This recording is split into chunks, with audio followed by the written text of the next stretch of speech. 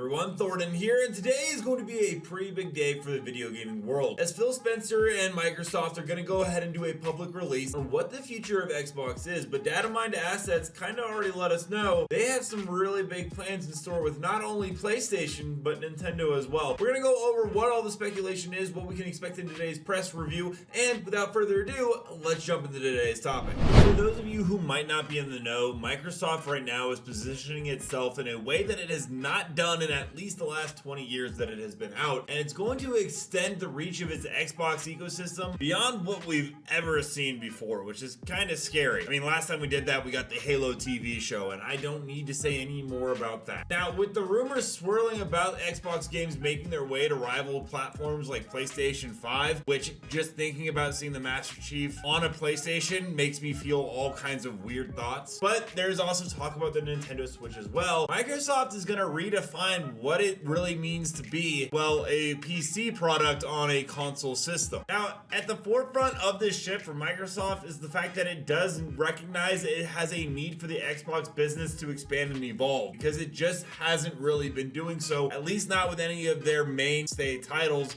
that are Xbox exclusives. Don't get me wrong, there's been a lot of success with the latest console offerings, such as the Series S, which I actually think is a great system and much better than what the PlayStation offers for its lower end budget value console. And the Series X is also a juggernaut of hardware. But Microsoft itself has acknowledged that in terms of sales numbers, it's behind Sony's PlayStation 5. And it's not hard to see why. I mean, you've got God of War over there, you've got the Spider-Man series, and Halo is, well, it's not what Halo used to be. Now, along with that, the company has actually faced challenges with its Xbox Game Pass subscriptions because it has been slowing down. I'm a huge fan of Game Pass. I've been using it pretty much ever since it came out. I view it as actually a far better value than Netflix ever is, even though it is a very similar premise to Netflix. That's probably just because I binge video games way more than I binge Friends. But its highly anticipated exclusives like Starfield from Bethesda didn't really hit the community the way that Xbox was hoping to, and therefore if you bought Game Pass to play Starfield, you were probably let down a little bit and didn't renew your subscription. So in preparation and in response, Microsoft is preparing to launch select Xbox games on rival platforms, and there has been some data mined information for games such as Hi-Fi Rush, Pentiment, and even Bethesda titles like that Starfield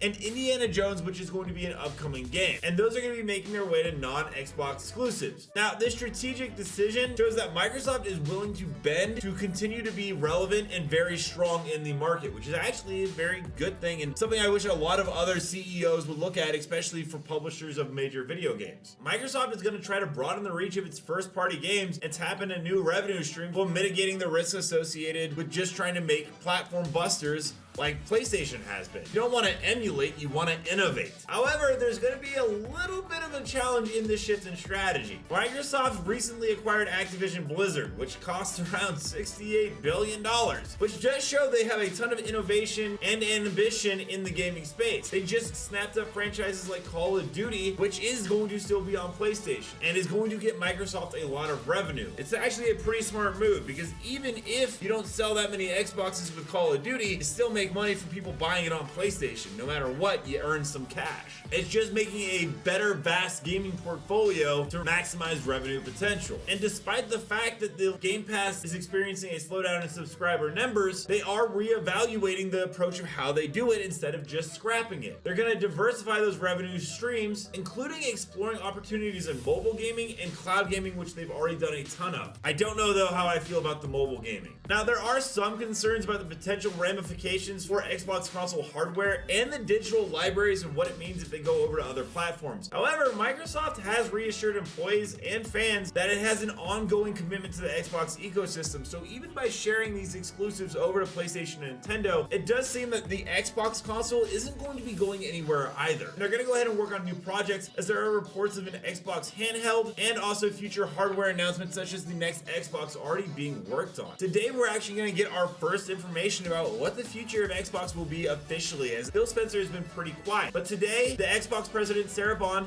and the head of Xbox Studios Matt Booty are slated to share updates on Xbox business, and it's going to be a live video on the official Xbox podcast today, which you will be able to also see on YouTube at 12 p.m. Pacific time or 3 p.m. Eastern time, a little bit after this video has launched. And it's important to note that this press conference was announced just a few days after data mined game assets hinted at the release of those aforementioned titles Hi-Fi Rush for PS5 and Nintendo Switch, along with Sea of Thieves also becoming a non-Xbox exclusive. It'll be interesting to see what the future of gaming means with all these changes, but I'm very excited, but also very hopeful, because as a die-hard Xbox fanboy, but also someone who loves his PS5 just as much with the exclusives I get on there, I think actually getting rid of exclusive titles means only more winning for the consumer, as it gives all of us a chance to play the games that we want without having to spend an extra $600 to get a specific system. Comment down below, what are you hoping for the future of Xbox? I myself have played it since I was about 11 or 12 years old, and it will be interesting to see where they go in the future. Also, don't forget to check out more of my videos here, which cover everything from finals, Power World, Helldivers to